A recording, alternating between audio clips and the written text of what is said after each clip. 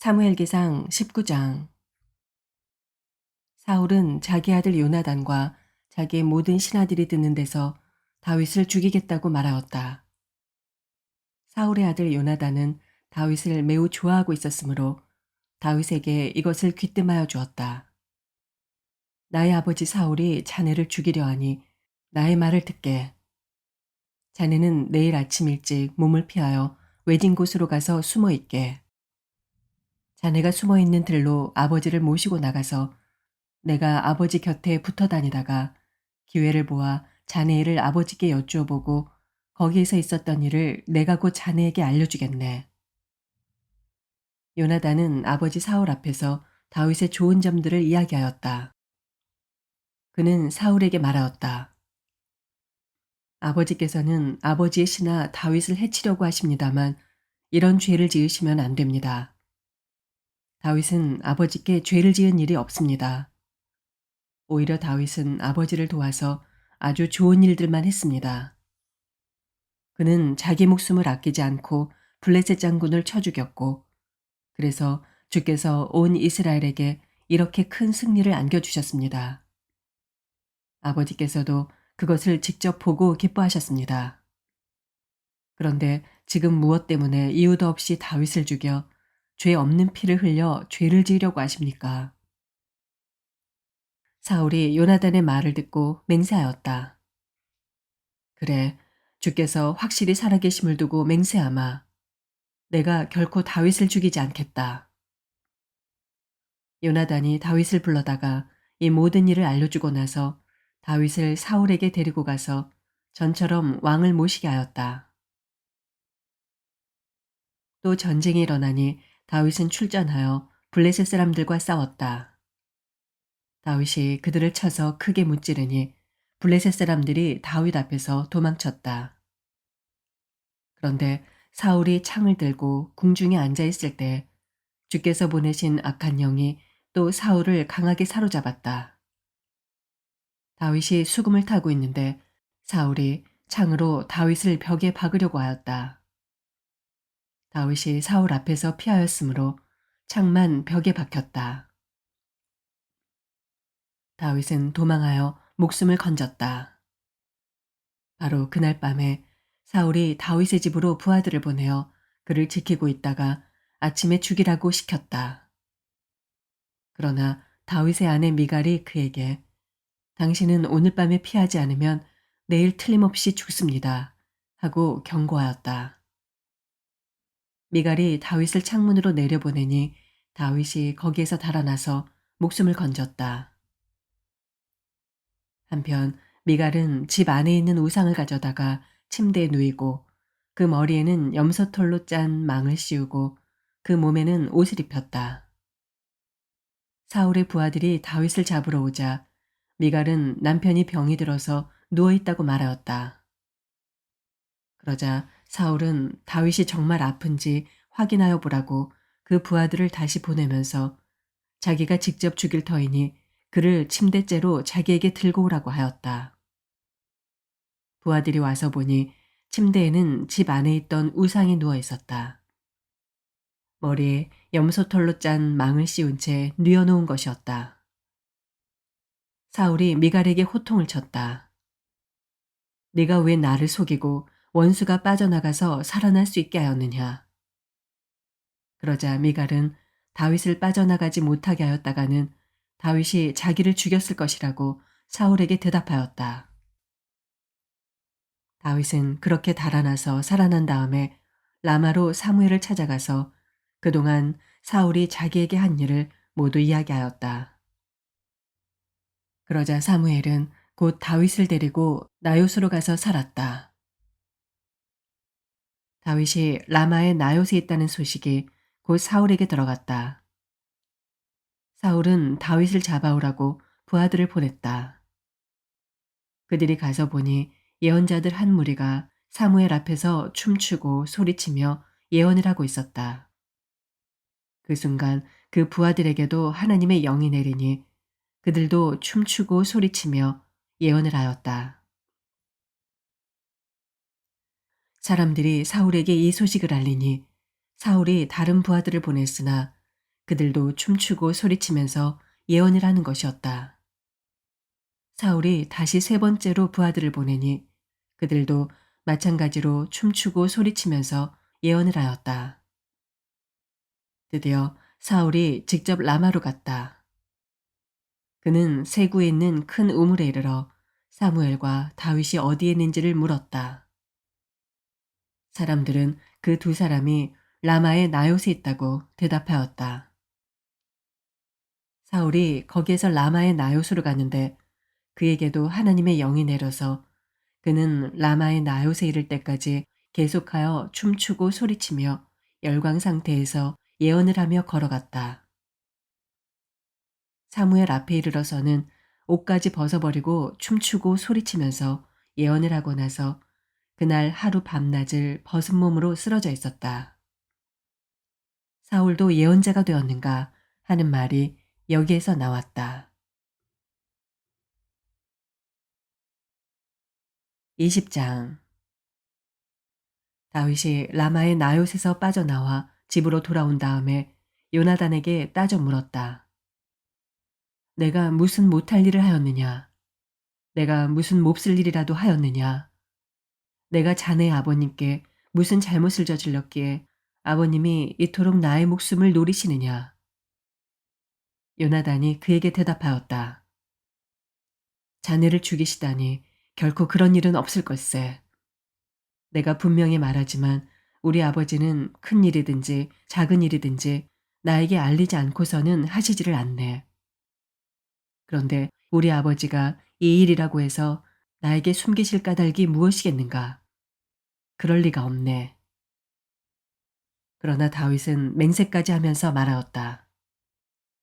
자네가 나를 지극히 아낀다는 것은 자네의 아버님도 잘 알고 계시지 않은가? 그렇기 때문에 이 일만은 자네에게 알려서는 안 된다고 생각하셨을 걸세. 자네가 알면 매우 슬퍼할 테니까 말일세. 주께서 살아계시니 내가 자네에게 분명히 말하겠네. 나와 죽음 사이는 한 발짝밖에 되지 않네. 요나단이 다윗에게 제안하였다. 자네의 소원을 말해보게. 자네를 돕는 일이면 무엇이든지 하겠네. 다윗이 요나단에게 대답하였다. 내일은 초하루일세. 내가 임금님과 함께 앉아서 식사를 해야 하는 날일세. 그러나 내가 외출을 할 수 있도록 주선하여 주게. 나가서 모레 저녁 때까지 들녘에 숨어 있겠네. 그랬다가 만일 자네 아버님이 내가 왜 안 보이느냐고 물으시거든. 그때 자네는 내가 우리 고향 베들레헴으로 가서 온 가족과 함께 거기에서 매년제를 드릴 때가 되어 급히 가보아야 한다고 말미를 달라고 해서 허락해 주었다고 말씀드려 주게. 그때 자네 아버님이 잘했다고 말씀하시면 나에게 아무런 화가 미치지 않겠지만 자네 아버님이 화를 내시면 나를 해치려고 결심하신 것으로 알겠네. 자네는 이미 주 앞에서 나와 가까운 친구로 지내기로 굳게 약속하였으니 나에게 친구의 의리를 꼭 지켜주게. 그러나 나에게 무슨 허물이 있다면 자네가 직접 나를 죽이게. 나를 자네 아버님께로 데려갈 까닭이 없지 않은가. 요나단이 대답하였다. 결코 그런 일은 없을 걸세. 우리 아버지가 자네를 해치려는 결심을 한 줄을 알고서야 내가 어찌 그것을 자네에게 곧 알려주지 않겠는가. 그러나 다윗은 요나단에게 물었다. 혹시 자네 아버님이 자네에게 화를 내면서 대답하시면 누가 그것을 나에게 알려주겠는가? 요나단이 다윗에게 말하였다. 자, 가세. 들로 나가세. 둘은 함께 들로 나갔다. 요나단이 다윗에게 약속하였다. 주 이스라엘의 하나님이 우리의 증인이시네.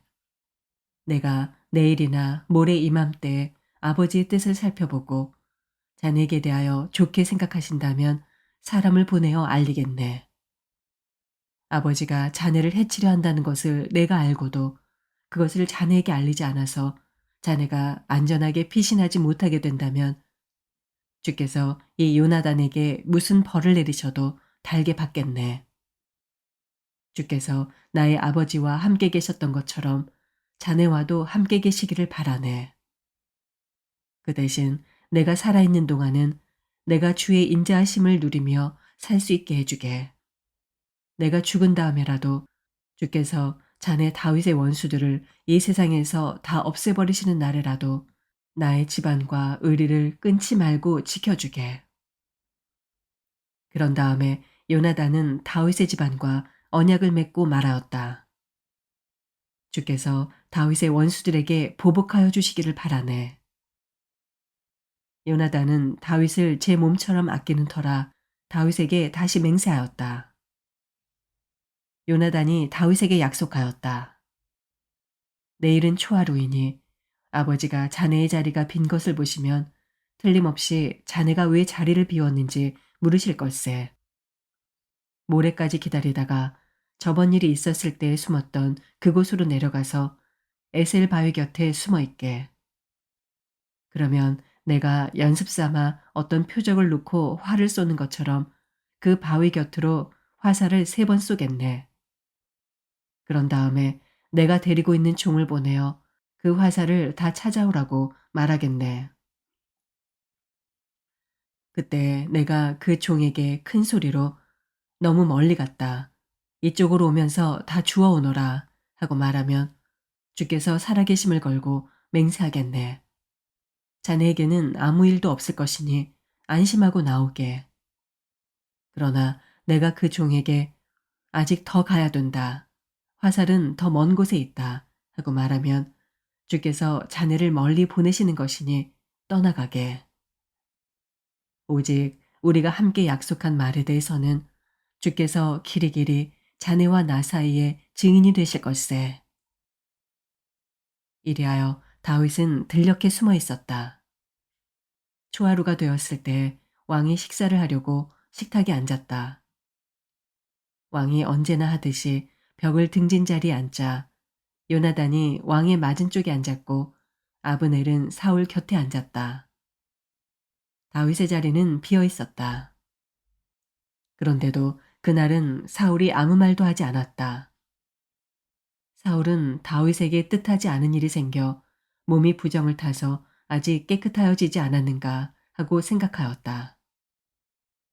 그런데 초하루가 지난 다음 날, 곧 그 이튿날에도 다윗의 자리가 여전히 비어 있는 것을 보고 사울이 자기 아들 요나단에게 물었다. 어째서 이새의 아들이 어제도 오늘도 식사하러 나오지 않느냐? 요나단이 사울에게 대답하였다. 다윗이 저에게 베들레헴에 다녀올 수 있도록 허락하여 달라고 간곡히 요청하였습니다. 자기 집안이 베들레헴 성읍에서 제사를 드리는데 자기 형이 다녀가라고 했다고 하면서 제가 자기를 아낀다면 자기 형을 만나게 해달라고 저에게 간청을 하였습니다. 그래서 그가 지금 임금님의 식탁에 나오지 못하였습니다. 사울이 요나단에게 화를 내면서 소리쳤다. 이 사생아 같은 자식아, 네가 이새의 아들과 단짝이 된 것을 내가 모를 줄 알았더냐. 그런 아이와 단짝이 되다니 너에게나 너를 낳은 네 어머니에게 욕이 될 뿐이다. 이새의 아들이 이 세상에 살아있는 한은 너도 안전하지 못하고 너의 나라도 안전하지 못할 줄 알아라. 빨리 가서 그를 당장에 끌어오너라. 그는 죽어야 마땅하다. 요나단이 자기 아버지 사울에게 그가 무슨 못할 일을 하였기에 죽어야 합니까? 하고 항의하니 그 순간 사울이 요나단을 찔러 죽이려고 창을 뽑아 겨냥하였다. 그제서야 요나단은 자기 아버지가 다윗을 죽이려고 단단히 벼르고 있다는 것을 알아차렸다. 요나단도 화가 치밀어 식탁에서 일어섰다.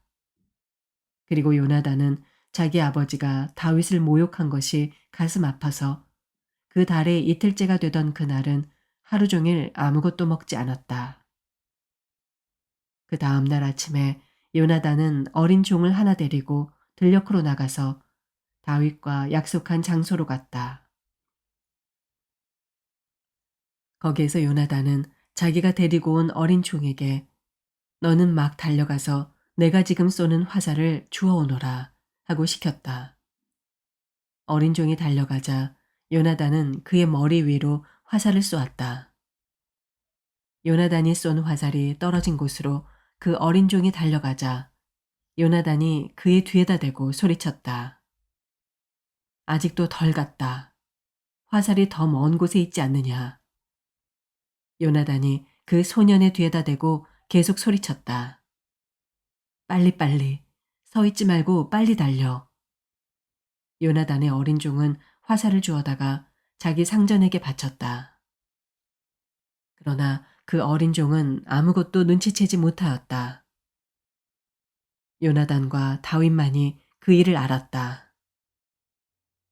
그런 다음에 요나단은 데리고 왔던 그 어린 종에게 자기의 무기를 주면서 그것을 들고 성읍 안으로 들어가라고 말하였다. 그 어린 종이 성읍 안으로 들어가니 다윗이 그 숨어있던 바위 곁에서 일어나 얼굴을 땅에 대면서 3번 큰 절을 하였다. 그리고 그들은 서로 끌어안고 함께 울었는데 다윗이 더 서럽게 울었다. 그러자 요나단이 다윗에게 말하였다. 잘 가게. 우리가 서로 주의 이름을 걸고 맹세한 것은 잊지 않도록 하세. 주께서 나와 자네 사이에서뿐만 아니라 나의 자손과 자네의 자손 사이에서도 길이길이 그 증인이 되실 걸세. 다윗은 일어나 길을 떠났고 요나단은 성 안으로 들어갔다. 아멘.